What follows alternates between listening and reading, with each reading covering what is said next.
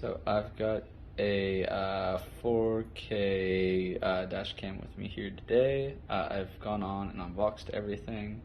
That is the sleeve that comes around the packaging, the camera itself, the suction cup, the rear camera, the power for the cigarette lighter, and then some additional power components here, and a USB cable, and then some of the little cable managing hooks that you would put along your window to cleanly put this to your cigarette lighter. So talking over the camera itself, I don't have it currently plugged into power, so it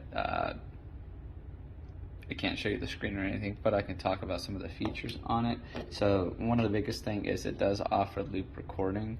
It takes a lot of maintenance out of your hands. You're not going to find yourself having to remove the SD card, upload it, delete the stuff you don't want to hold on to, and then reinsert it and repeat. It'll handle it itself.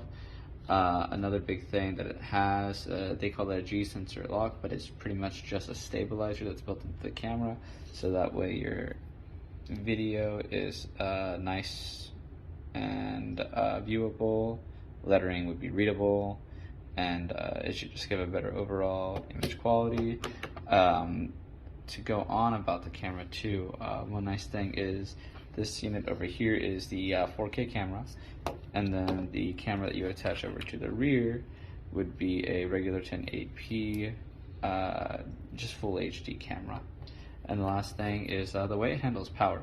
So while a battery would be cool, there's some benefits to how it does it with the what they call a supercapacitor.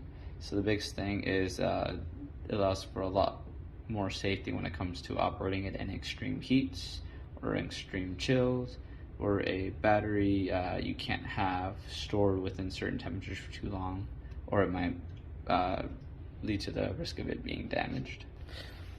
So I just want to show some of the manual real quick. It comes with a lot of nice little tricks, some wiring ideas over here, and a really simple guide on how to plug this into your car's actual fuse box and run it that way, so that way you're not having to manually go on with unplugging it and then plugging it back into your cigarette lighter.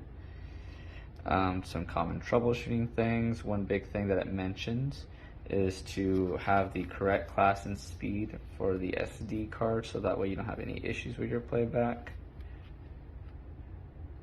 And then just a breakdown on the features over here when it comes to what you get out of the camera and with the camera. So one of the nice things is how large of a micro SD card you put in there, and then like I mentioned earlier with the loop recording feature, and this just breaks down the camera specs again. And that's the UHD dash cam over here. You get the option of the rear camera, or you can just do a front facing camera, and then you get a lot of benefits out of both directions.